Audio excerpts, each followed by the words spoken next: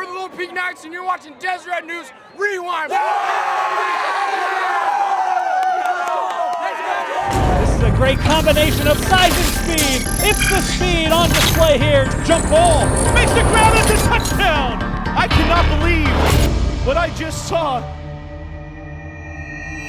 Welcome into Deseret News Rewind's 5A Game of the Week. I'm Dusty Lister. Thanks for joining us. The semifinal matchup, a rematch of a Region 4 region game between Lone Peak and American Fork. Look at these two teams, got here in two different styles. Lone Peak has absolutely been rolling throughout the year. They're only lost to the Bingham Miners, but since then, they've run off 10 straight wins. They're on a little bit of revenge tour. We've heard that from Bingham. That's certainly a case for Lone Peak as they dropped that 5A championship game a year ago. A win against their rival American Fork will get them back. For AF, this is really kind of the golden era of AF football. It's been a long time since they've been to a championship game. 2 years ago, got there and lost to Bingham. A win over Lone Peak will get them back to the first matchup was a 27-7 win for Lone Peak. Could they get the Cavemen twice and get themselves back to the 5A state championship game?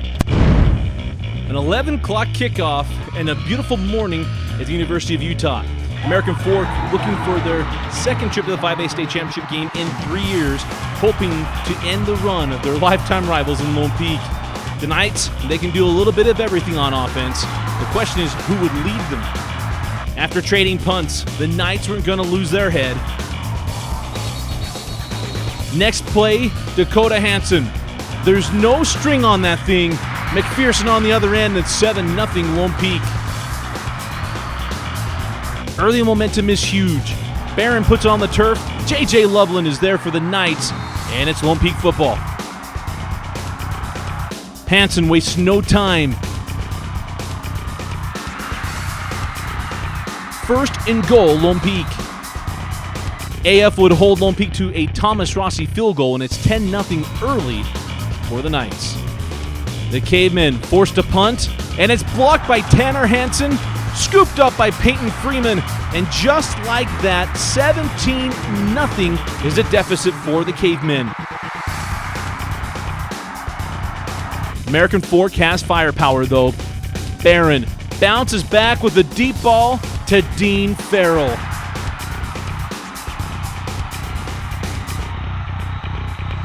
Jackson McChesney is a threat anywhere on the field.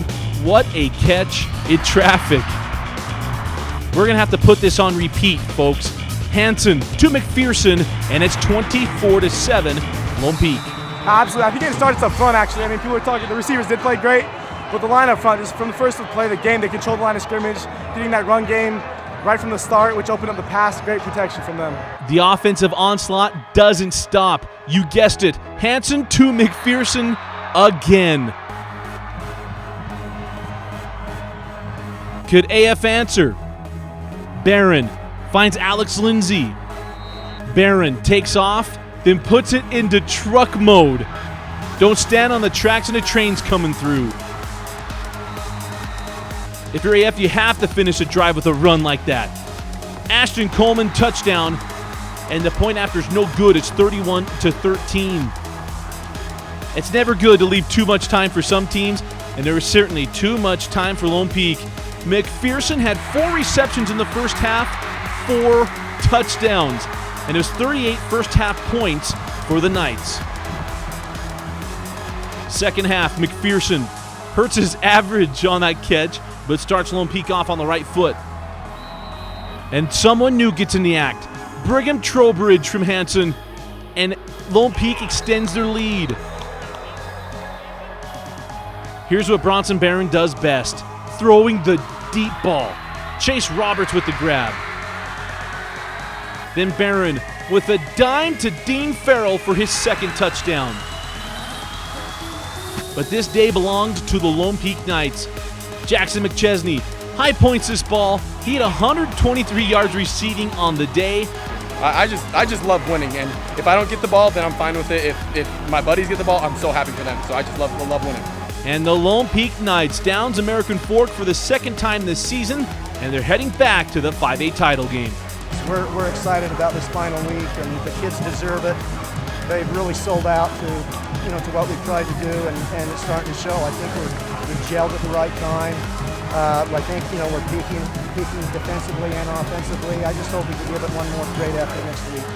Because this is what we were kind of expecting. You know, this was the goal. We're not even close to finishing it yet. The goal is the state championship the whole year, and we're not quite there yet. So I feel like we are happy with the win. We're glad we're at this point, but we're not satisfied. Huge win for the Lone Peak Knights, getting back to the state championship game with a huge win, 66-19 over American Fork. And this game in the first half was really all Lone Peak. And one thing Dan Stewart and I had talked about on Facebook Live pregame was that the first quarter was going to be very telling for American Fork. 2 empty possessions, and if it led to 2 scores for Lone Peak, it could steamroll a little bit. They had a little fight in the first half, but Lone Peak continued to put it on them. Chase Hansen, or Dakota Hansen, what can you say about him? Absolutely leading this team, doing everything he needs to do, puts the ball on the mark. McPherson had 4 catches and 4 touchdowns in the first half. And when you look at Lone Peak, this is a team coming together, very businesslike. Last year's semifinal win, a lot of hooting and hollering, dancing from Coach Maurer. This year they win a semifinal game, very businesslike. It was like it was game 3 of the regular season, no big deal. All their goals are right in front of them, and it was fun to listen to Coach Maurer, Dakota Hansen, even Jackson McChesney talk about that none of the goals are done for the Lone Peak Knights. We'll now have to wait and see who they get. Bingham in the rematch from last year's semifinal in a game this year, the last game and the only game Lone Peak has lost this year, or against an upstart Fremont team. One thing we know, Lone Peak will be ready to avenge their 5A championship loss from 1 year ago.